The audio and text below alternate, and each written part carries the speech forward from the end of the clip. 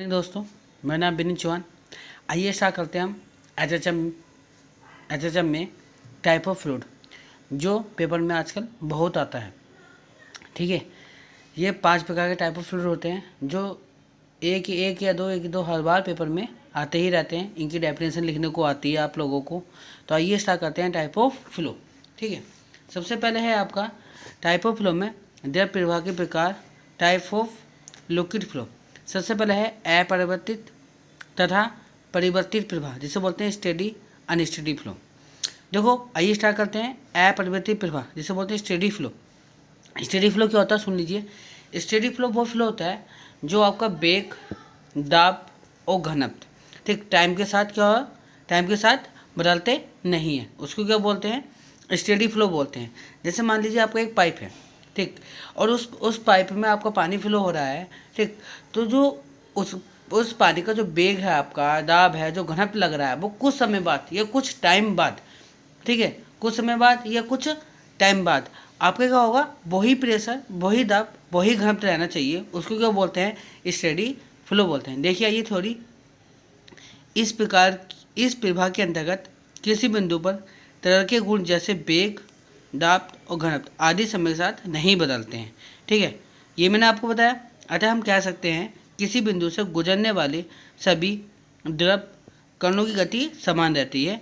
कुछ जो वो पाइप में से करा तो उनकी कण की गति समान आएगी तथा समय के साथ बदलती नहीं है।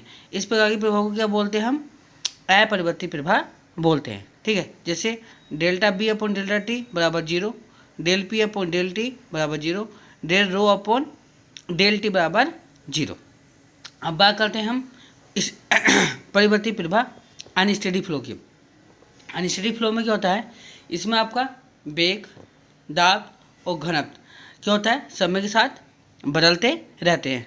आपने अगर किसी पाइप में फ्लो हो रहा है और कुछ समय बाद हम आके चेक करें तो उस फ्लो का अगर वेग और दाब, घनत्व अगर चेंज हो रहा है, ठीक है, कुछ समय बाद या कुछ टाइम बाद या 1 मिनट बाद, ठीक है, तो उसको क्या बोलते हैं, अनस्टेडी फ्लो बोलते हैं। क्या बोलते हैं इसको, अनस्टेडी फ्लो। देखिए इस प्रकार के प्रभाव में द्रव के किसी बिंदु से गुजरने वाली द्रव कणों की गति समय के साथ बदलती रहती है।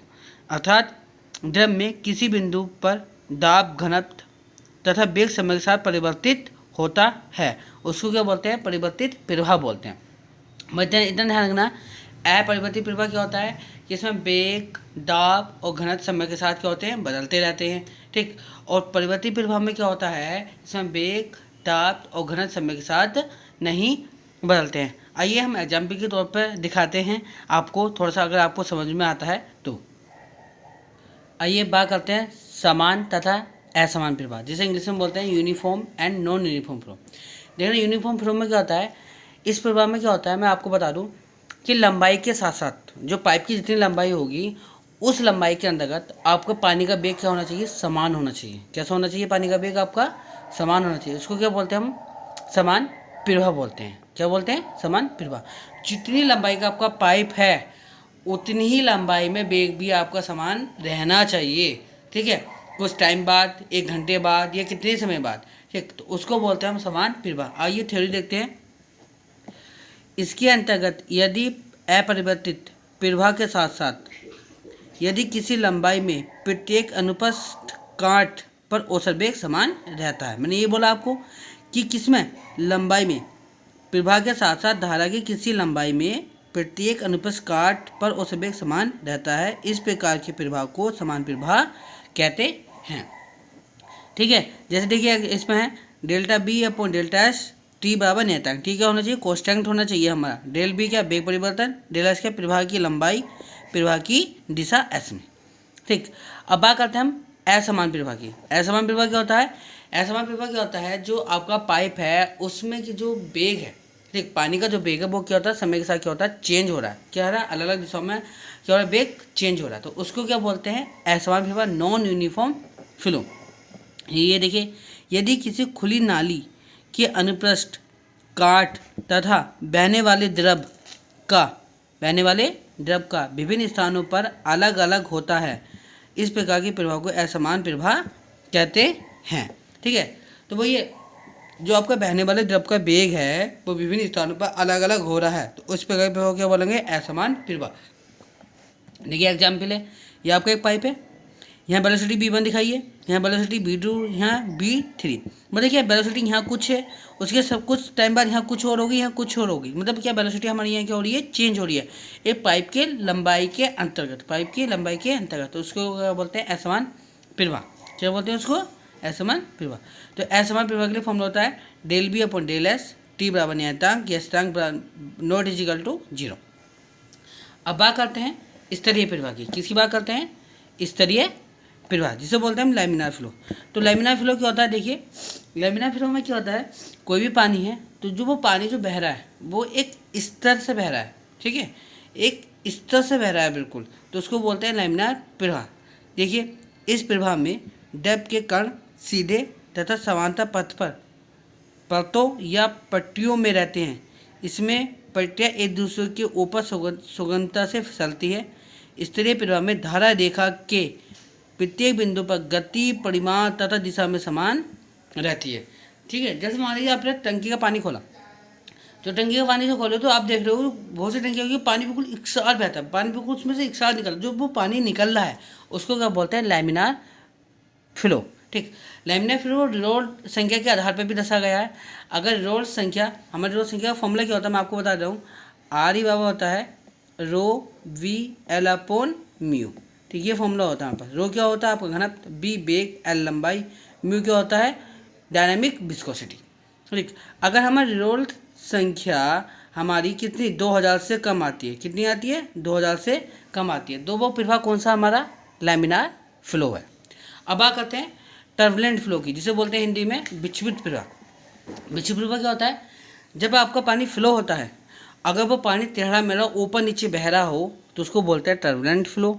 या एग्जाम्पल समझिए, जैसे आपने देखा गंगा का पानी, जैसे गंगा का पानी चलता है तो गंगा का पानी बहुत तेज़ स्पीड में चलता है। जब वो बहुत तेज़ स्पीड में चलता है तो पानी ऊपर नीचे सांप की तरह होता है, तो उस फ्लो को क्या बोलते हैं, टर्बुलेंट फ्लो। यही है, देखिए यदि द्रव के स्तरीय प्रवाह की गति बढ़ा दी जाए और द्रव के कण तेज़ी से टेढ़े मेढ़े मार्ग बनाते हुए बहते हैं, इस प्रकार के प्रवाह को विक्षिप्त प्रवाह कहते हैं, ठीक है। समझ में आया आपको, विक्षिप्त प्रवाह किसको बोलते हैं। इसमें रिरोड संख्या कितनी हो रही है, अगर रिरोड संख्या हमारी कितने से 4000 से ज़्यादा आ जाए, ठीक, जो हमारी 4000 से वैल्यू अगर ज़्यादा आ जाए तो उसको क्या बोलते हैं, टर्बुलेंट फ्लो बोलते हैं, ठीक है। अब 2000 से 4000 के बीच जो फ्लो चलता है, जो हमारे लैमिनार से टर्बुलेंट में चेंज होता है, उसके बीच जो आता है उसको बोलते हैं ट्रांजिशन फ्लो, इसे बोलते हैं अस्तरीय प्रवाह, ठीक है। अब आगे देखिए अगला टाइप का आपका, देखिए जैसे ये है टर्बुलेंट फ्लो का ये डायग्राम देखिए, ये टेढ़े मेढ़े बह रहे हैं, ठीक, तो इसको बोलते हैं टर्बुलेंट फ्लो। अब बात करते हैं किसका, घूर्णी तथा अघूर्णी प्रवाह, जिसे बोलते हैं रोटेशन तथा and E rotation flow. Rotation flow मतलब होता है कोई भी पानी जब अपने अक्ष के परिध घूमता है या मूविंग करता है तो उसको क्या बोलते हैं, रोटेशनल फ्लो बोलते हैं। देखिए यदि कोई द्रव का कण किसी बिंदु पर कुछ कोणीय वेग रखता है तो इस प्रकार का द्रव प्रवाह घूर्णी प्रवाह कहलाता है। इसमें द्रव के कण अपनी स्वयं के अक्ष पर घूमते हैं, ठीक है, तो इस प्रकार के प्रवाह क्या बोलते हैं हम, घूर्णी प्रवाह बोलते हैं। अघूर्णी प्रवाह क्या होता है, जो अपने अक्ष के परिध ना घूमे उसको अघूर्णी प्रवाह बोलते हैं, ई रोटेशनल फ्लो। यदि कोई द्रव कण किसी बिंदु पर शुद्ध कोणीय वेग नहीं रखता है, इस प्रकार का द्रव प्रवाह अघूर्णी प्रवाह कहलाता है। उदाहरण के लिए द्रव में डूबा हुआ पहिया बिना किसी बाहरी बल के द्रव में घूमता है, ठीक है। आया समझ में आपको, घूर्णी अघूर्णी तो आपको पता होगा, घूर्णी मतलब अपने अक्ष के परिध घूमना, अघूर्णी मतलब अपने अक्ष के परिध नहीं घूमना, ठीक है। अब बात करते हैं कंप्रेशन फ्लो और इनकम्प्रेशन फ्लो। कंप्रेशन फ्लो क्या होता है, आपका मान लीजिए कोई आपका वाटर क्या बह रहा है और वो वाटर बहते बहते अंदर ही क्या हो रहा है, आपका अंदर ही कंप्रेस हो रहा है, तो उस प्रकार के प्रभाव को बोलते हैं कंप्रेशन फ्लो। देखिए यदि किसी द्रव प्रवाह के अंतर्गत द्रव के आयतन और उसके घनत्व में परिवर्तन होता है तो इस प्रकार के प्रभाव को असममित प्रवाह कहते हैं, ठीक। जैसे फॉर्मूला होता है हमारे पास डेंसिटी का फॉर्मूला कहता है, हमारे पास रो बाब होता है m/b, ठीक। अगर हम इतने मास का, मान लीजिए मैं अपने हाथ में इतना पानी लेता हूँ, इतने मास का मैं पानी ले रहा हूँ, तो उसकी क्या वॉल्यूम तो हमारा कम हो रहा है। जब हमारा वॉल्यूम कम, हमारी डेंसिटी चेंज होगी, तो कंप्रेसर फ्लो में क्या होगा, डेंसिटी भी हमारी चेंज होती है, उसको क्या बोलते हैं, कंप्रेशन फ्लो। ठीक, जब वॉल्यूम चेंज होगा डेंसिटी भी चेंज होगी। ठीक, मतलब जब पानी को दबाया जाएगा तो वॉल्यूम कुछ ना कुछ कम होगा, मास तो उतना रहेगा पर वॉल्यूम तो कुछ ना कुछ कम होगा। जब वॉल्यूम कम होगा डेंसिटी चेंज होगी, डेंसिटी चेंज होगी तो उस प्रकार पे क्या बोलेंगे, कंप्रेशन फ्लो। अब बात करते हैं इन कंप्रेशन फ्लो की।